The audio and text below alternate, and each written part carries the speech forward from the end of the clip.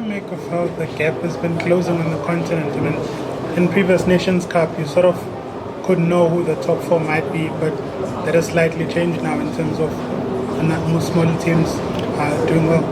Yeah, that's how football now changing because there's no small team. You see, team like Lesotho have players that play here in the Premier League, South African Premier League. Maybe we don't know them, but they have the quality. They're playing there. So when they go back to national team and they play in Ivory Coast, people expect Ivory Coast to win 3-4-0, but those are talented players.